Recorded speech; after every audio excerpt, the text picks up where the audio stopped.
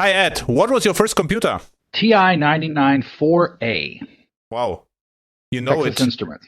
Perfect. Not only do I know it, but this is something I asked many of the Rockstar programmers that I interviewed many years ago when I did the Secrets of the Rockstar Programmers book. I talked to Rod Johnson, James Gosling, Adrian Collier, many people asking them the same question.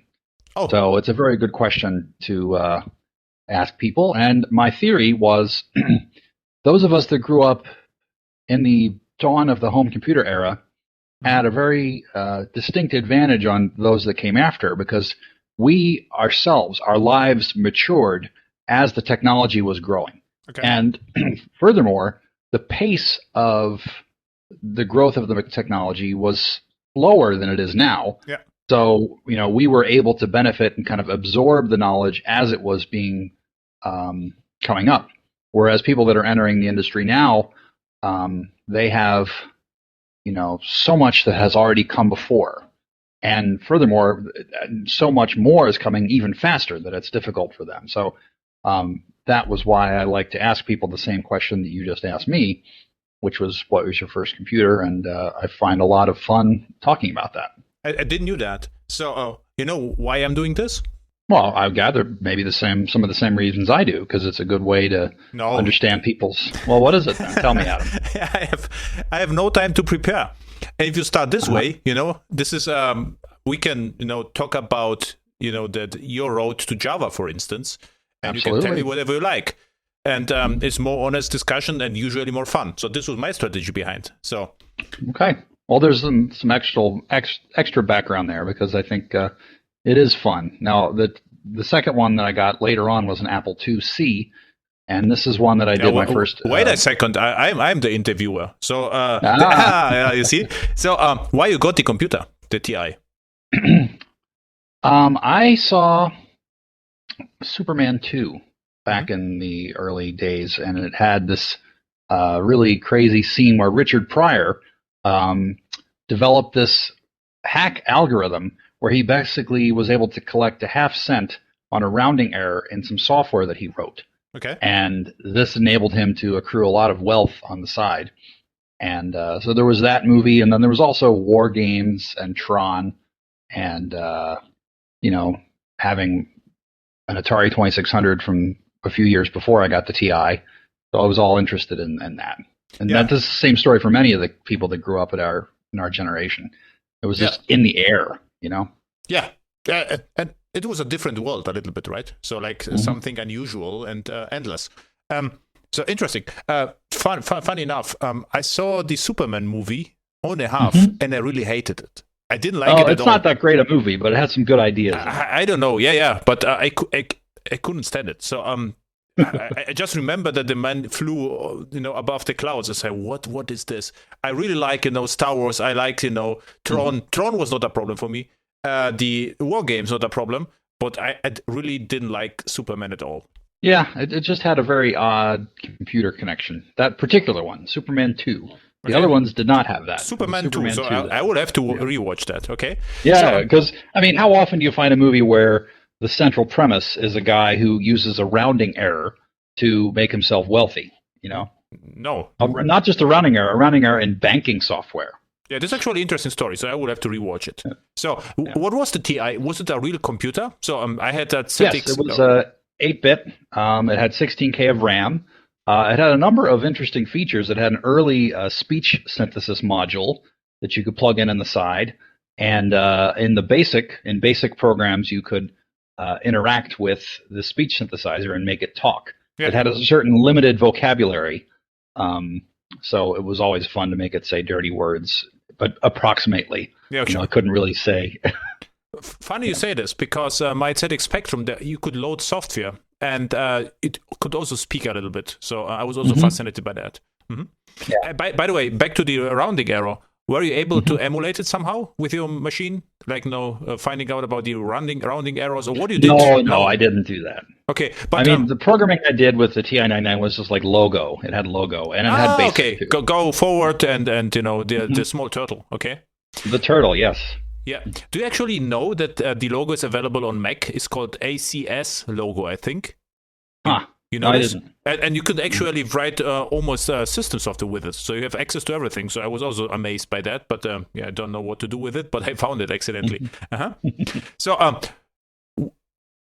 have you started just programming with the TI or gaming? Started with gaming with the Atari and then also gaming with the TI, but doing a few little programs. Okay. Because you could record your programs, you'd get them in the mail in your Byte magazine and you'd type them in. Yeah. And then you could save them to your audio cassette and load them back. Yeah. So, okay. That was the basic stuff. I didn't really do any more serious programming until I got the Apple II. Okay. So what is the Apple II? So you got the Apple II because you behave well, or what was the story behind? I got the Apple IIc because I wanted to have the ability to do like word processing and programming for school. In high school, this was 1988 or so. Okay. And the Apple IIc had a 5 1/4-inch floppy disk drive. So that was an upgrade. I had the monochrome orange monitor. Yeah. And I had it had a laser mouse with this, special kind of trackpad or special kind of mouse pad, but it had a laser mouse. And that was where I did my first real kind of programming project for a high school science fair. Okay. Where I wrote an Apple Pascal program to do Fourier analysis on waveforms for a science project. High school is not bad. Fourier Transform, wow. So this is it was really early. I mean, usually you do. It was a fun project. And it kind of ties into career here because for both this and my initial first job at Sun, there was a computer music connection. Wait a second. We have from high school to Sun. I think there are a few years between. So there's a few years, but there's a connection, and that is the high school one was a very fun project. I decided I wanted to have a way to quantify musical sound because I was a band geek and am a band geek still. What do you play? Which instrument did you play? Back then, just trumpet. Yeah. Trumpet. This is unusual. So you are a second guest on the show with no trumpet background. What interests me? You started to play trumpet because you like it, or your parents like it? I liked it because this was in third grade, and I had in my elementary school we had a marching band, and the saxophone looked too complicated, and the piano was too big for marching band. Okay. So I liked the fact that there was only 8 combinations on a trumpet. Okay. And also the trumpet has the valve is either down or up. So with 3 valves, you have 8 combinations. So. Oh, this is the binary approach to playing trumpet. And is it true? Exactly. Is it actually easy, or is it? Well, in some sense it's harder, in some sense it's easier. So the saxophone is easier on the lips, but the keys are harder. There's more keys. Yeah. Right? So with the trumpet you have to do more on the lips, but there's fewer keys. What do you say there are 8 combinations, but can you play with a trumpet all the tones? Sure. I mean, there's only 8 combinations because there's 3 valves, and each one is either on or off. So you can play, of course, all of the notes in the diatonic scale with those 8 combinations. Yeah, you're right. Same with any brass because instrument. there's just one. How it's called octave, right? So there's just one. Okay, so this works because on the guitar you have the same, how to call it, the same.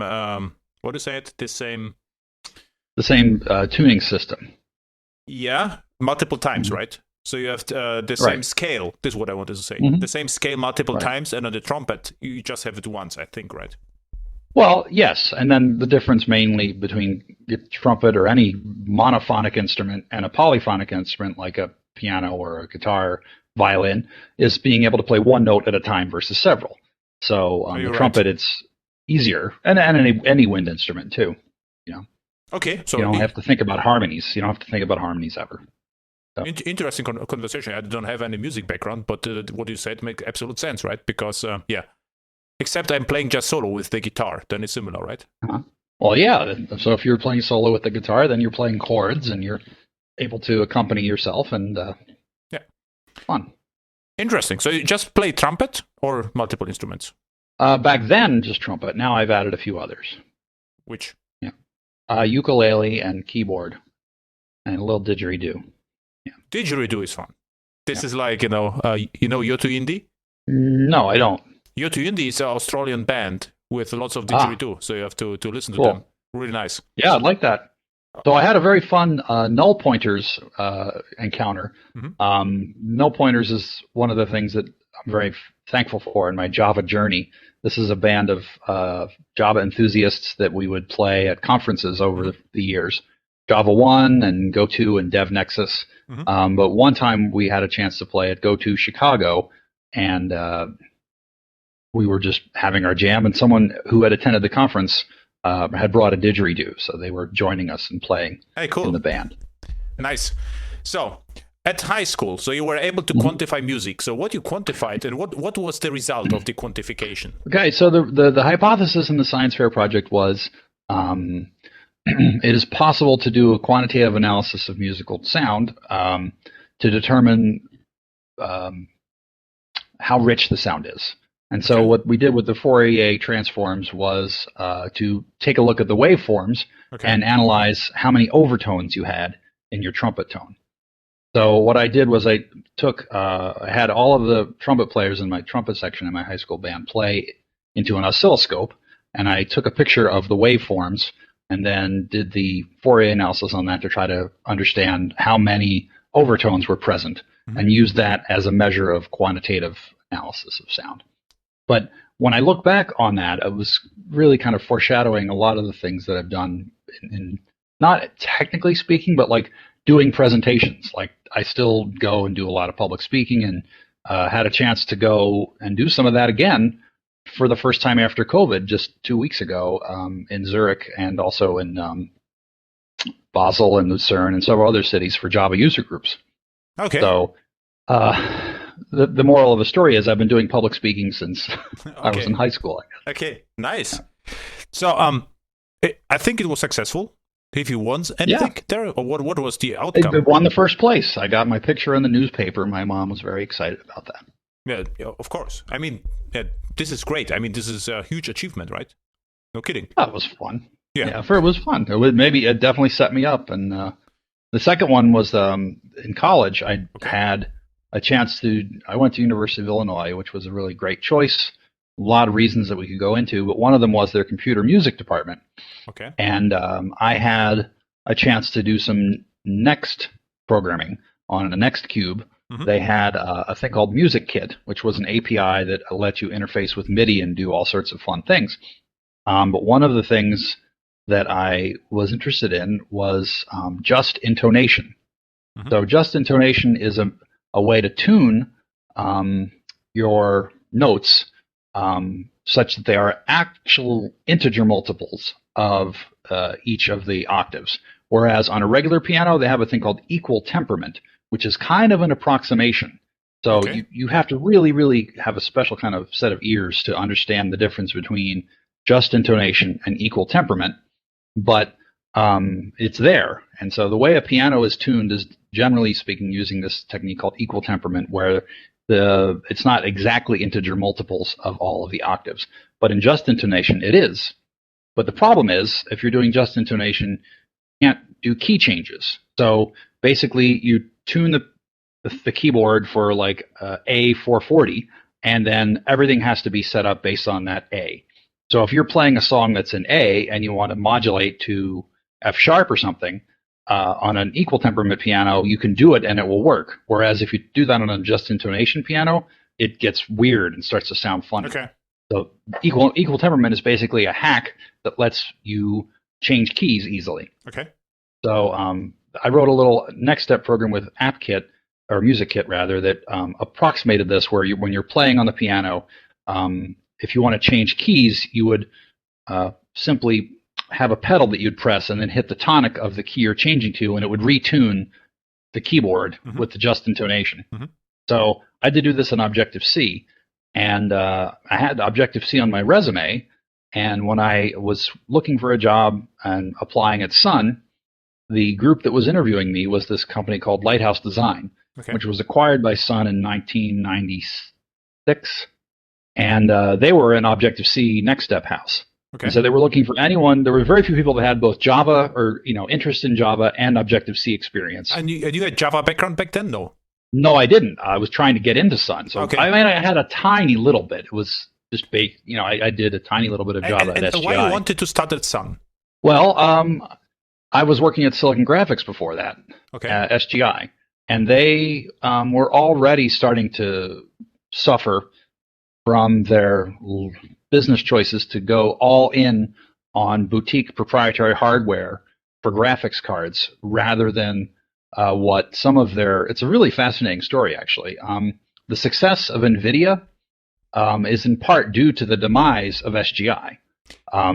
Because just stop you for a second, because I was a huge fan of Silicon Graphics, and what I really liked the workstations.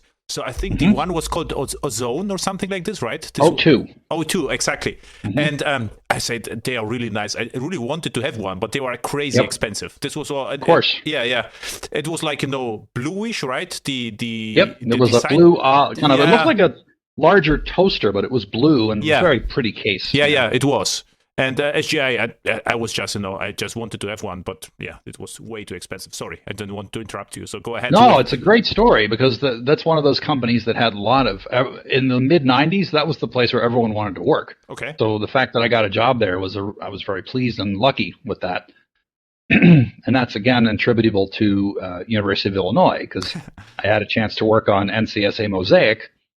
And really? So you also worked on the first browser. So the story gets more and more exciting. So you started at high school. Then you wanted to become a developer, right? So this was the idea. Right. And then you said, okay, where to apply? I go to university. Why Illinois? Because of music? Well, it's a good question. It had, when I did my research, it was it was number 5 in the United States for computer science. And the first 4 were too expensive or hard to get into. Okay. So I think it was like MIT, Carnegie Mellon, Berkeley, Cornell, and then U of I. So when I applied, I'm like, U of I is where I'll go. Mm-hmm. So that was the best investment I ever made in my education there. So they had a good music program, they had a good computer science program, and that was a good fit for me. Which programming languages you learned at the university? We started with, actually CS 101 was in Pascal. Okay. Then C, C++. I didn't take a course in Objective-C, but I had to learn it for that music course, for that project that I did. I think Lisp. We did an early AI thing in Lisp. Mm-hmm. Yeah. Okay. And some Perl, but it was everyone did Perl back then. So how you got to Silicon Graphics then? Well, I worked at NCSA doing as a student programmer on Mosaic, and Silicon Graphics at that time. It was it was like an assignment, or you just wanted to contribute? Oh no, I was able to get a job working there. I knew some people that worked on Mosaic for X. And they worked there after Andreessen and Bina and Mittelhauser and Chris Wilson all went their own separate ways. So, and this is another one of the things that I covered in the Rockstar book was early connections, like, in my case, having a chance to work on Mosaic when it was just a thing before Mozilla or Netscape or any of that, was just a really important event for me. Yeah, sure. Yeah, I mean, this is like, internet history, right? This is like crazy, because Mosaic is like the foundation of Netscape, and Netscape is what Firefox is now about. And of course, it's like the crazy story. So you worked actually on what you did there. So what was your? Well, here's what I did, and there's a German connection here, which is very fun. The little bit of thing that I worked on was an early plugin architecture called Common Client Interface, CCI. This was basically just a way to remote control the Mosaic X client with an API. Okay. So it was a direct C++ API, and you had a DSO that you would link to your static thing, and then you could drive a browser. So I wrote a little program that used a thing called the multicast backbone, MBone. Okay. This was an internet, sort of internet teleconferencing idea that really never panned out, which is kind of funny because there's an SGI connection there too. They had a thing called In-Person, which was their video conferencing system. Okay. And this was in 1995. So every SGI Indy or O2 that you bought came with a webcam in 1995. So no one had webcams in 1995, but SGI did. And so they had a thing called the MBone, multicast backbone, that you could do video conferencing on. And it would use UDP instead of TCP because it was better suited for multicast. In fact, the only way to do multicast is with UDP. And the problem with UDP is it's not reliable. You have to do reliability because, in other words, packet loss is something that's accepted. And if you want to deal with packet loss, you have to do it at the application layer. Mm-hmm. So someone else had written a reliable multicast protocol library, and I used this library to write a little program which I called Webcast, which would let you have a series of Mosaic browsers connected and surf a set of pages together. So there would be one person that would be the leader, and then everyone else could subscribe, and their browser would automatically go to the same URLs. It was a really simple thing. Basically, it would just use the common client interface to send the URL over the multicast connection, then all the other browsers would fetch it at the same time. Actually, so, I'm using a small library right now for my web front-end development. It's called Browser Sync, and it does the same via WebSocket. So you can open, one browser, and all the others follow the first browser for testing. So exactly the same project. Yeah. So we used this at the 5th International World Wide Web Conference in Darmstadt at the Fraunhofer Institute, and I went there as a student, sort of assistant, because of working at NCSA, and so that was my first real professional kind of IT connection to Germany, and so I've been coming back ever since. So my love of doing IT related stuff in Germany goes back to May of 1995. It's interesting when that conference was, because I already had someone from Germany on the podcast. He also attended the conference. Yeah, and I was just curious, why Darmstadt? Because it's unusual. Right now, nothing happens in Darmstadt. Well, that's where Fraunhofer was. There was a Fraunhofer Institute there. Okay, this was the reason. Okay, now I understand. Yep. So, but this is crazy. So you, as a student, you were able, to travel to Germany. So it was nice, right? Nice experience. It was awesome. Yeah, of course. Crazy. So, were you talented or just excited about the technology? It's was it easy for you to do these things, or you just worked hard? No, it's an interesting thing. And I listened to your previous episode with Teresa, and you talked about with her nature versus nurture. And the point that you surfaced with her was the difference between just pure talent and what I like to call grit, the ability to just push through. Yeah. I am all about the grit. Pure talent is not so much something that it takes me a long time to get things done, but I'm very driven, to try to push them and get them done. So definitely the latter for me. Okay. Very good. Because I always, wondering, what is smartness? How smart can you be? And if you are smart, how much do you have to learn? Because even if you are crazy smart, you have at least look at something, So you have to read something, you have to understand. And this is a fascinating story, actually. So this is why I'm asking the questions, So, but still, as a student, you won, multiple competitions just with your grit, right? Grit, exactly. Yep. Nice. And connections and luck, So this is one of the things that I explored in the Rockstar book. It's I had a whole series of talks that went along with it, talking about, how important is luck. And you have basically, for me, I boiled it down to right place, right time, right skills. Yes, but in your case, let's see. Without your grit, there will be no luck. I would say if you work hard, then you try harder, you will meet some people. And then something happens, and you can say, okay, this is luck, but it wasn't. You just tried, multiple times, and after 100 times, something happened, but you forgot, the previous 99 times where nothing happened. So this is what I think, what you would say is luck. It could be somehow luck, because I'm no more able to work on Mosaic, of course. But, if I would try hard to do something, maybe it happens something on Asia, or there's always opportunity. But without grit, nothing will happen. Yeah, that's true. Remember InfoQ, right? Yeah. There was a gentleman that started. He started at server side, Floyd Marinescu. Yeah. And then he founded InfoQ. Yeah. And after he left InfoQ successfully, he's been doing a lot of great work on universal basic income, which is an idea that I think is really important. And as automation increases and the population increases and the wealth disparity of who gets to benefit from inventing technology and how widespread does that benefit flow, I think there's going to be more and more people that need to deal with or look more seriously at universal basic income. So that's something Floyd's been doing. But to tie it back to grit, the story I talked to him about was when he was studying I think he was at some school in Toronto. Maybe it was Toronto, Canada. He's Canadian. I don't remember his exact school. Maybe it was Waterloo. I don't know. But he tells the story that a lot of his peers at the time were very interested in video game programming. Whereas for him, he was in undergrad when J2EE was first coming around. Mm-hmm. And he saw it coming around. He's like, oh, I'm going to study this because this looks really important. Mm-hmm. But none of his peers were interested in it. He's like, come on, you should look at this. It's a lot easier to do work in J2EE than it is to write video games. Yeah.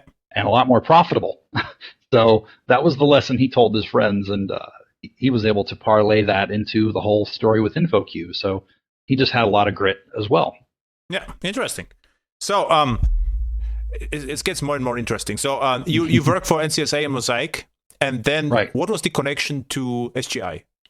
That's the fun thing. So SGI had, at the time, everyone really was trying to build tools that let people create content for the web. Mm-hmm. So if you had a piece of software that let you author web pages in some way, you could really do well. So Spyglass was a company that was, I think, from Champaign, Illinois also, and they had their own browser and authoring tool, and I think they got bought or merged somehow into Microsoft Internet Explorer 1.0.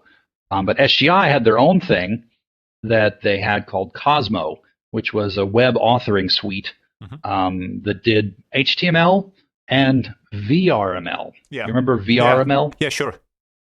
Right. It was also supported in Internet Explorer. Back then it was a huge deal. So I was 1997, 1998, they really wanted to have VRML. And what I remember right now, the thing was to having a mall in the internet. You remember this? Having a mall was the thing. Sure. Yeah, those were like, the 3D space where you can move around and buy things. So I also had, to program a mall with Java and of course VRML. Okay. So they wanted they were interested in hiring anyone that had anything to do with HTML authoring or browsers. So the fact that I had done that within Mosaic made me a very appealing candidate to go out into Silicon Graphics. Okay. So you just applied to Silicon Graphics and this was right? Yeah. I mean, I applied out there, right? As my regular undergrad graduation process, you do a lot of interviewing, and somehow I got a connection to one of the people at SGI that was hiring, and they were interested. Okay. And what was your job there?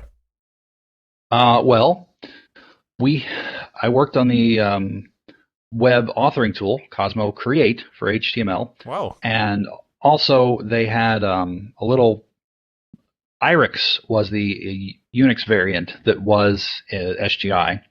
And I wrote a little transport library that basically was a web, curl, of course, right? So it was a little web library similar to curl built into the IRIX kernel that would fetch web pages and let you parse them and stuff. Okay. So. Still interesting because very similar to JSF, right? Later. Kind of, right? Yeah. Okay. So why you left SGI then? Because you noticed... Well, because I saw the writing on the wall, and I saw... So the history of SGI was there was some people in the company that recognized our secret sauce is licensing the graphics chip design. Basically, the exact thing that NVIDIA does with its graphics chips. There was another group inside of SGI that looked at Apple and said, oh, no, we need the full system integration where we make the hardware and the operating system and we control all of the things and we have a very beautiful package and everything is a beautiful thing. So these two factions inside of SGI were, sort of fighting, do we go commodity or do we go boutique single story? And the boutique single story people won. But at the time, the ability to do high-end graphics manipulations on commodity x86 hardware was a relatively new thing. So, but once people started to figure out how to do that on Windows x86 machines, SGI could not make the margins that it used to make on those high-end graphics cards. So eventually they started losing market share, and I recognized, yeah, this is not going to be a good thing. And I saw Sun was having this Java thing, so I decided to apply there. And because I had that Objective-C thing on my resume from the music app, my resume was picked up by Lighthouse Design. Hey, cool. A cool story, actually. Yeah, I'm very, very blessed. I've had a lot of good luck, but again, if you have luck plus grit, that's success. Yeah, back to luck. The question is, how many times have you applied? And about your grit, and how much time do you spend researching the companies? This is also, this is not like luck. If you say, okay, I go to SGI just out of the blue, this would be luck. But if you say, okay, I did a lot of research, I learned a lot, and now I see SGI, I wouldn't consider this as luck, rather than, doing your homework. Well, I would call it distributed luck, because instead of doing direct research myself, back at that time, there was just so much buzz in the air of like where to go. And this was, mid-90s Silicon Valley, and there weren't too many super hot top 10 companies, or even top 5, right? Mm-hmm. So it was basically Netscape, SGI, Apple, Sun, IBM, not really IBM. Oracle? Maybe HP was still a thing. Oracle already had a name and a reputation as like a software mill, because they were seen, they already were at that time the largest number of employees that were doing software. Okay. So the reputation that Oracle had when I was graduating college in 1995 was, yeah, you can go to Oracle, but you'll just be a number there. They're just they're a huge company, and you don't really want to go there if you want to make a big splash. Yeah. Okay. If you want to, that was the rep that Oracle had, so I didn't apply there. But they knew that, because I think 1996-7, I think they had on the Oracle database number 6, version 6 or 7. And this was very early, so back then. So I thought they're smaller, but they were already that huge. So they still had, I remember, 30,000 employees back then. Wow, crazy. Okay. That was the number that sticks in my head. I could be wrong, but I definitely know the reputation Oracle had was, you don't want to go there unless you're okay being a small player in a big pond. Mm-hmm. So what you did then at Sun? Well, when I joined Sun, it was in the Lighthouse Design Group, and they were acquired because Sun and Scott McNeely was like, hey, you know what? Let's see if we could take on Microsoft. Let's build an Office suite. Okay. So Lighthouse Design had an Office suite for NextStep, and that was the thing that Sun was interested in. So they were trying to build a productivity suite with a word processor, spreadsheet, presentation tool based in Java. And this project never actually shipped. It did get to a beta level quality, but the thing I worked on was a Java version of this multi-dimensional spreadsheet called quantrix. Wow! So quantrix was a thing that did, like, in Excel you can do pivot tables where you can have multi columns, and it's a very nice way of structuring data. Kind of hard to think about, but for certain kinds of data, it's absolutely essential. So quantrix was the NextStep version of this, and we had a Java version that we were doing. So that's what I worked on. But then there was, as any UI thing, there's a UI toolkit underneath it, and that was when AWT was starting, right? So we had before Swing took off, the people at Lighthouse Design were trying to influence the design of Swing to be a more NextStep approach. Okay. They really liked the NextStep Appkit of things. So that was really my first introduction to the politics of large companies and which projects get the green light and which do not. So this group, Lighthouse Design, had an alternate proposal for what ended up being Swing, but it was not the Swing approach that we finally ended up with. Had nothing to do with this proposal. Was it the proposal from Lighthouse better than Swing, in your opinion, right now? I don't. In some sense, only if you really like the action responder chain of UI development that is built into NextStep, and eventually went into Apple as well. I don't think it's there anymore, but I think probably what we ended up with Swing was the right choice because we had a lot of success with it. Yeah, of course. And and why they lost? What was it like? It wasn't probably mature enough. I think the idea was, when you're trying to pitch an idea, it has to be quick enough to get to the boardroom where these decisions are made, but it also has to be enough quality that if you have some better connected incumbents that have their proposal, your proposal has to be better than theirs by a bigger margin. Yeah. So the connectedness of the initial Swing people, I think, made their proposal be what was more adopted. What happened then? So you just... Then the AOL Sun-Netscape alliance happened. So this was in 1999, and this was a very fun thing because it gave me the opportunity to come back to working on the browser. So I worked on a thing called OJI. Uh-huh. OJI was the Open Java VM interface that was a part of Netscape 6 that enabled different companies to produce the thing that would run the Java applets. Okay. So while applets were still a thing, the only way to get them working was through JNI. Okay. If you remember, JNI was a way to do native code interaction. Java native interface, yeah. Right. But now we think about native and Java, we think about Quarkus and Graal VM. Yeah. But back then, this was kind of native the other way around, where you had native code that was being dynamically linked by the operating system shared library facility. It's like the project Valhalla right now. They still try to do this. Oh, yeah. Really? Yeah. Okay, I didn't know that. So this is but there's no JNI headers in there, is it? No, they try. No, JNI is still there, but they try, with the project Valhalla, optimize the things. Mm-hmm. For instance, for scientific computing, maybe the thing, where you can call from Java, already existing libraries. So they try to optimize that. Right. Interesting. So, and then, so you worked on Netscape with I didn't know actually that you can swap, the Java virtual machines which run Applets. Yeah, I mean, because Microsoft had one too. That was part of the big fight. If you wanted to, what was it? J++. Yeah, for Microsoft. Sure. Yeah, right. So then that takes me to like 2001, and that's when J2EE was starting to take off, and Sun had seen the success of struts. And so they were like, yeah, we've got struts. We have this J2EE thing, which had, as you know, more than many people in the world, JMS and EJB and Servlet and JSP were like the first 4 specs in there. Yeah.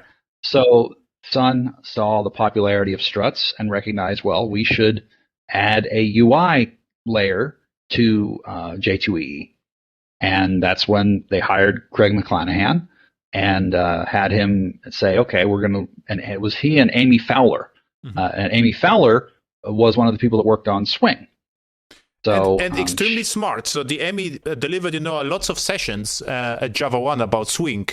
And, and she always answered all the questions, right away. So this was like crazy. Oh, she's great. I really enjoyed working with her. And so Craig, where he worked before, you know that? Craig McLanaham? I didn't know where he worked before. No. Because he was, you and Craig were, the big JSF guys, I would say. Of course. I'm getting to that story. Yeah. I didn't knew that Amy Fowler played a role because she was always involved with Swing. Absolutely. So I think Hans Moser. No, not Hans Moser. Hans Moser is a famous Hans for sure. Folk singer. Hans, Hans did the JSR 295 and JSR 296, this Swing application framework. This is yes. I will have to look up what was her last name, but right. Yeah. But he and Amy Fowler had this presentation at Java 1 2001, Moon Palace or something, Moonwalk. I think it was maybe Moonwalk. Was the code name for this thing. So they did a demo at Java 1, which was the early JSF, and then they hired Craig, and I had an opportunity to apply internally.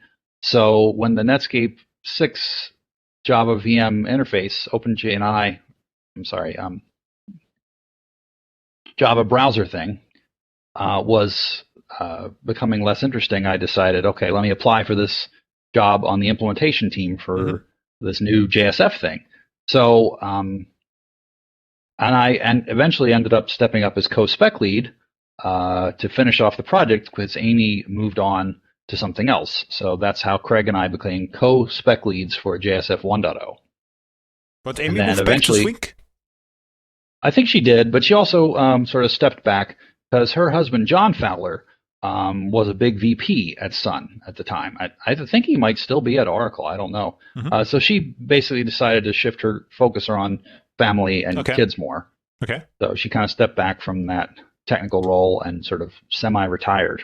And the name of the gentleman is Hans Müller or Muller. Yes, that's right. And I'm at his email is hans.muller@sun.com, so you can still send him emails, I would think it would bounce. Yeah. Okay, so interesting story. So you took over JSF with Craig, right? Right. Mm-hmm. And how free were you with the design of JSF? So.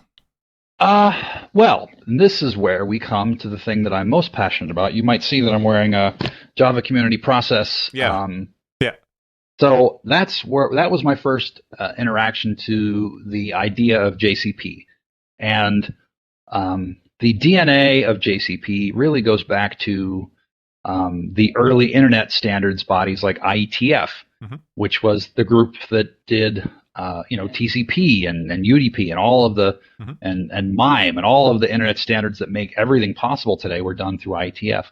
And then another standards group that I was involved in was W3C. So by working on Netscape and having to do with browsers, I was definitely interacting with W3C. I was never on a W3C working group myself, but I knew plenty of people that were. So I liked that community-driven model. The notion, I was just really obsessed with this notion that innovation happens elsewhere, and that any one party who tries to think, oh, okay, I've got all the answers, they're wrong. No one can have all the answers. So any system that sources answers from a larger number of experts is going to do better than a system that only pulls the answers from one or a small number. So to answer your question about how free innovation happens elsewhere. There was a book from that's right. I don't remember, but it is a phrase. It is a phrase from someone from Sun. I think there was exactly. Probably. Yeah. It might have been Dick Gabriel. I don't remember. Yeah. Okay. Or even Jonathan Schwartz. I don't know. And so, you had the idea that you would like to create like an open initiative for JSF, right? No, it wasn't my idea. So that was the thing. I was just sort of the steward and sort of able to bring my talent at wrangling people together and settling arguments or building consensus or all of the things you had to do to be a spec lead. That's what I enjoyed doing. So, for example, JSF 1.0, many people might not recognize this, but when JSF 1.0 came out, it was right around the same time that Spring 1.0 came out, and both of them had full XML-based inversion of control frameworks. And for JSF, it was called Managed Beans, right? You remember Managed Beans. Yeah. And you had to wire them all up with a bunch of XML in your Faces config file. And in Spring, you would do the same thing. You had a Spring config XML file. So that object manager system was one of the things that Hans Müller was very interested in.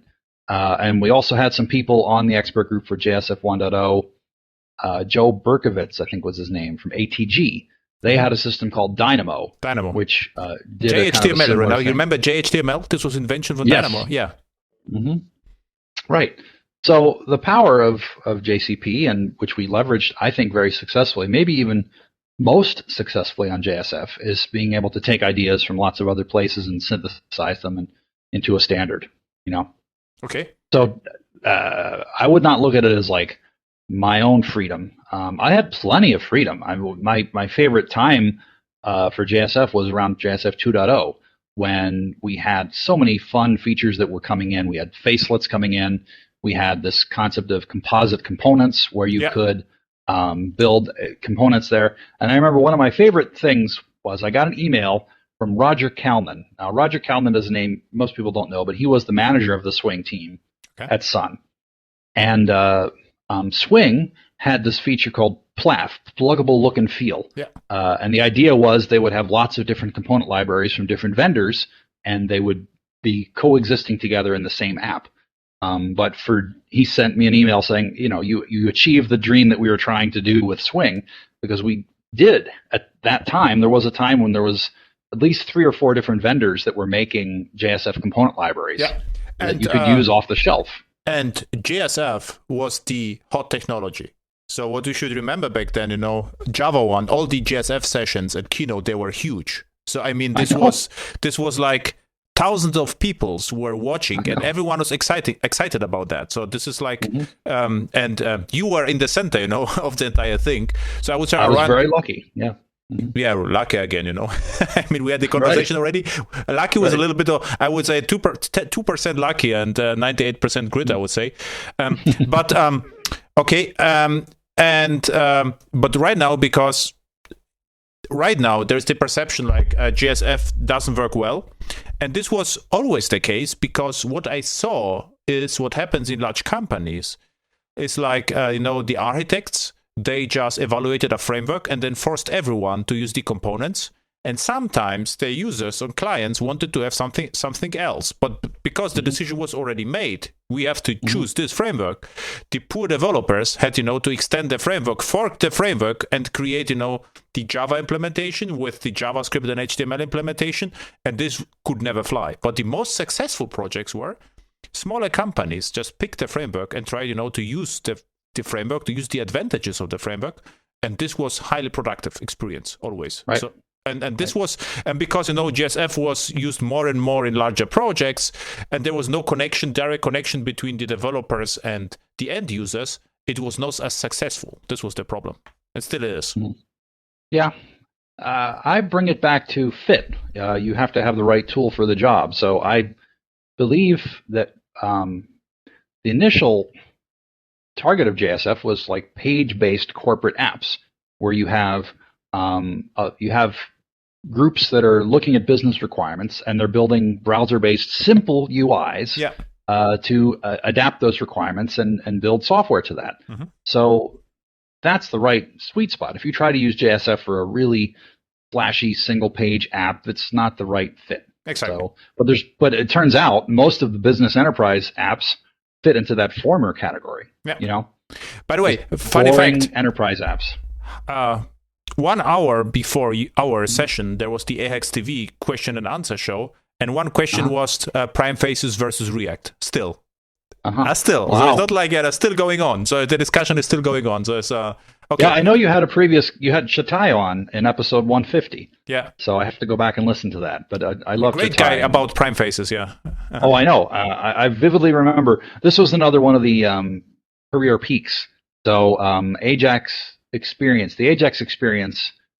Jay Zimmerman was this guy who did No Fluff, Just Stuff, and he had tried to partner and splinter off a few other little things. And so he did this thing called the Ajax Experience, which was a conference with Dion Almaer and Ben Galbraith. Yeah. And then another one he spun off was the Rich Web Experience. So Keto Man got involved with that. And one of the times they had that conference, they came to Orlando, which is where I live. And we managed to have a ton of JSF people there. And I had a party at my house. Okay. And it was like the peak of my career, because I had Martin Marinchuk from Irian there. I had Neil Griffin from Life Ray. I had Chatai Savici from Prime Faces, and Mert Kaliskan was also there. And I got to have them all at my house. It was so great.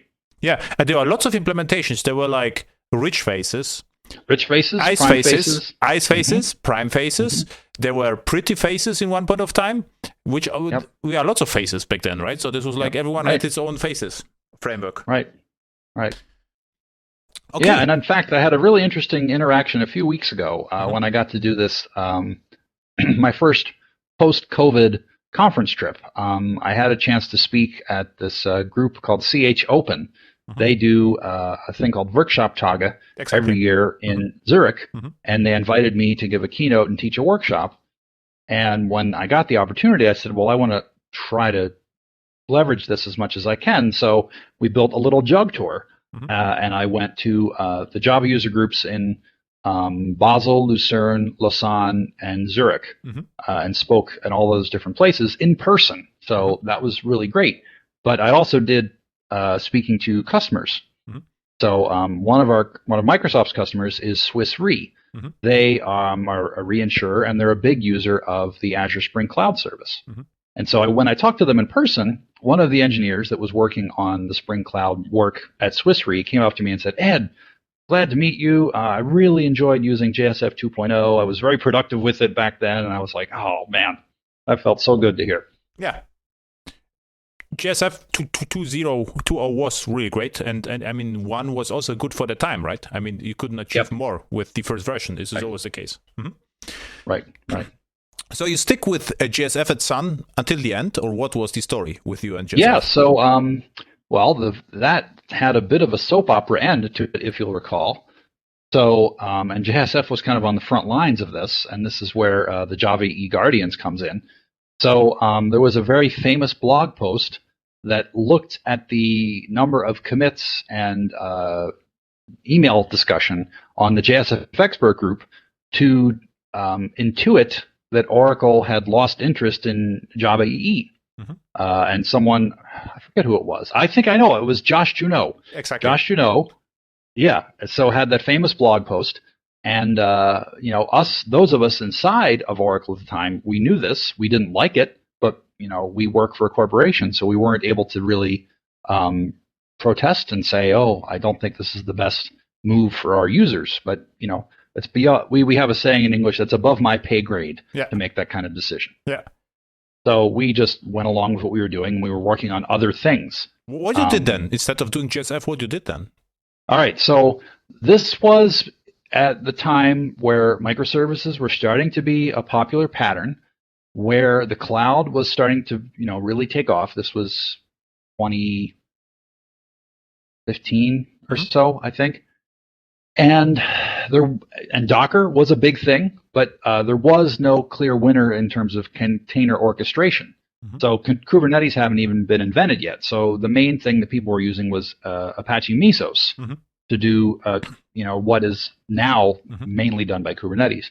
So we had a project in Oracle to try to do a Java-based framework on top of Apache Mesos to do container orchestration. So that's what we were working on instead of, finishing Java EE 8. Okay, interesting. So then Josh Juneau wrote his blog post and got some attention to the community. And this is my opinion. It's almost like a letter writing campaign for fans of a TV show that gets canceled. So there have been instances where a TV show like, I don't know, Love Boat or something gets canceled. And then a lot of fans write in letters and say, bring it back for another season, and they do. So I kind of feel like that's what the Java EE Guardians did, where eventually we got the permission to finish off Java EE 8 and hand that off to the Jakarta project. Okay. So that was, a lot of great work done by Ed Bratt and many others inside of Oracle to make that happen. And was there any relation between the framework you did and Helidon project? Because there was the Helidon was also like a microservice project at Oracle. Sure. But Helidon is still going on and is still a very successful project, and I'm very fond of it. Did you have anyone on to talk about Helidon? Yeah, multiple times, and Helidon is really great. Great. Yeah, it is. I love it. But I don't believe there's any real relation to that.